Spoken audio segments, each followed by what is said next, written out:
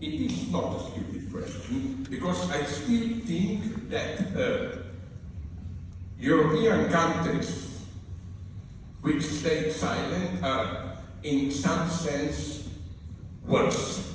Because you know that, let me improvise a little bit, that I don't buy, although very pro-Palestinian, I don't buy the simplistic story, Israel is simply a colonialist project and we have to throw the Jews into the sea. My good friend, who is very honest, not good friend, I met him 2-3 times, the great Israeli writer David Grossman, who now also used the term genocide.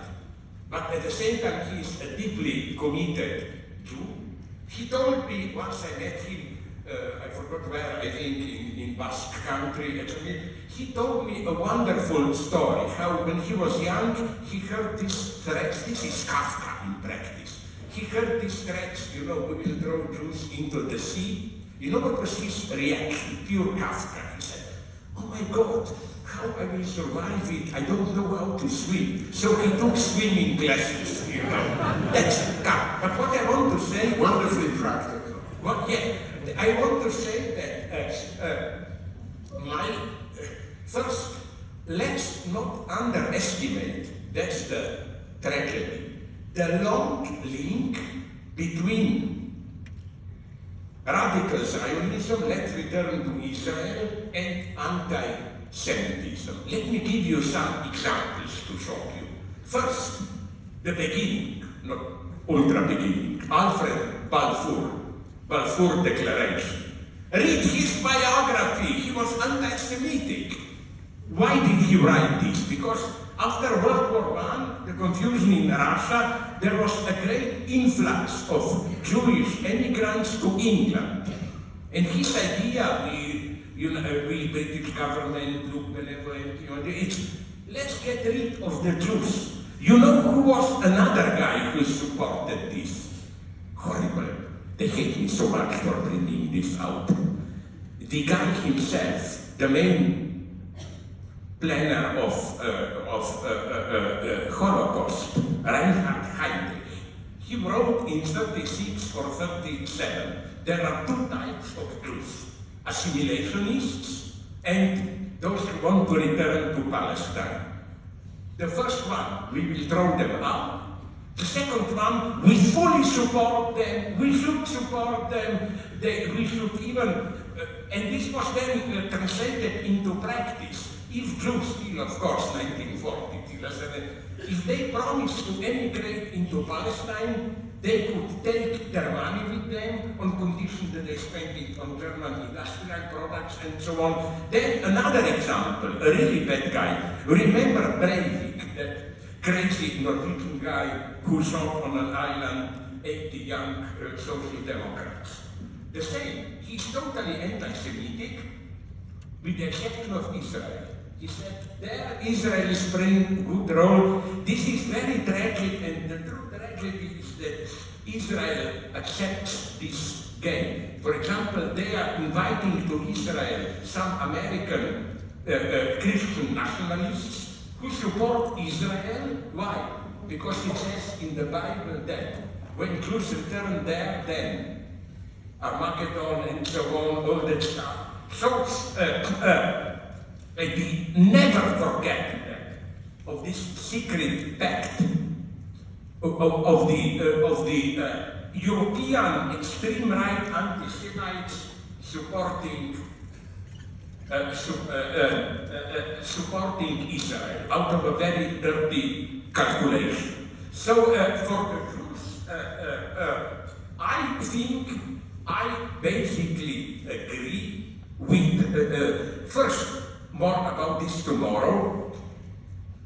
We didn't want to lose time to show some clips, but you know what really depresses me? Jews are, let's be serious, great people, maybe the greatest in the world, the simple sense of number of privileges and so on.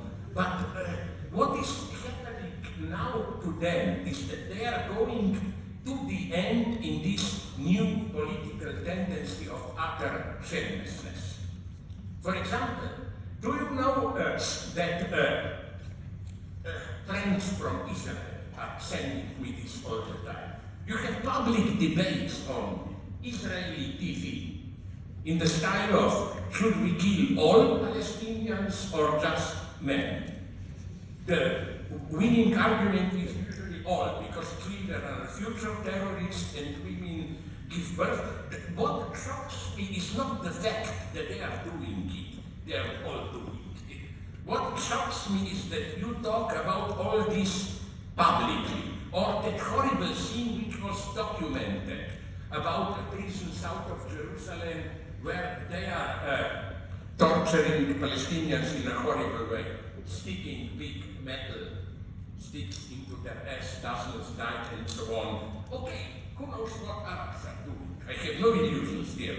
But there is something terrifying in talking openly about it. So, I agree here with a guy who is not an idiot, although many leftists and people think he is. But he has some insights. I met him a couple of times.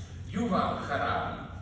Although very pro-Israeli, he wrote a couple of months ago a wonderful text where he said, in some sense, what we Israel are doing now in Gaza is worse than Holocaust, because Holocaust was still imposed on us and we survived, but here we Jews are killing ourselves in the sense of renouncing our legacy.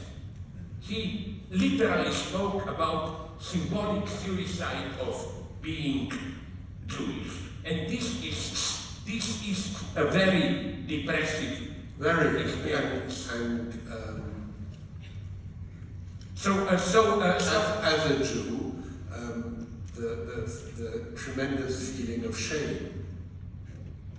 Yeah, but shame, but also the authorities there are totally shameless, you know, and that's what makes it so. That's a good point that you make. We don't have time to go in about intersubjectivity of shame. When somebody it's not just that you are a Jew, but also, did you notice how if somebody, we are in a group, a couple of people, if somebody tells you something or does something that is terrifying, and you feel shame even if you did not do it. The usual obscenity is that the guy who does it even laughs, doesn't feel shame. You feel shame. That's why I believe in the redemptive power of shame. I think that. And you know who said this? In a wonderful way, Jacques Lacan, he saw this in '68. You know already. That was his critique of '68 revolution. You feel, he said to students, you think you can play this transgressive game, just mocking those in power in decency, as they put it, Julierson's entrave. Enjoy without obstacles, no, like perfidia in one struggle after another. That's why I'm opposed to that film, but that's another story.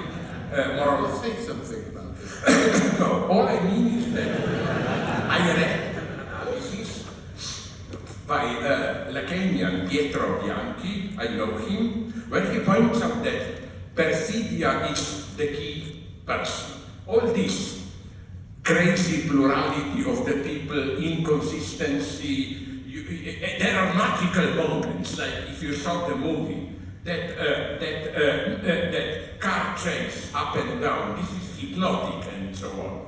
But nonetheless, I think that beneath it, the defining figure is perfidia.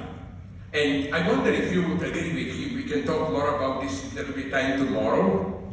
I think she is a male fantasy. You know, this, before she disappears, this totally enjoying women. She wants to commit terrorist acts at the same time while bomb will explode at any minute, having sex there, swearing, and so on and so on. This figure of total jouissance féminine, feminine enjoyment, is a male fantasy. I think women are much more. Women are not perverts, men are perverts. Women are hysterics. And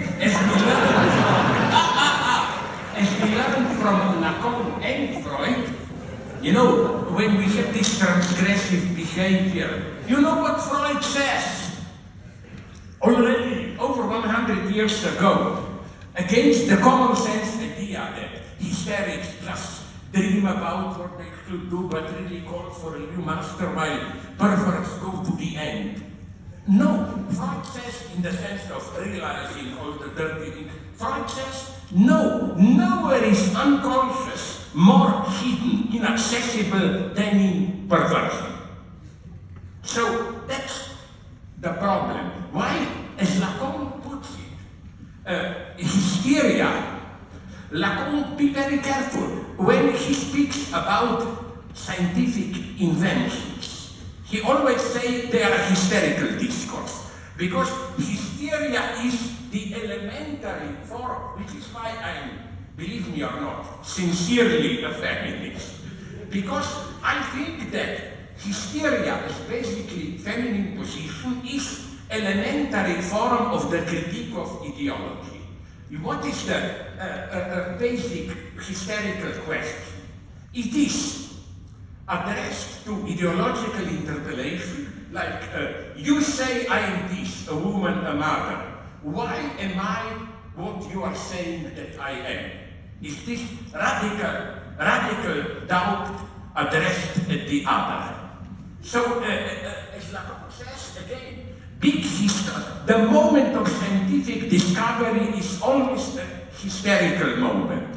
Then you pass into university discourse when it becomes established. One more question.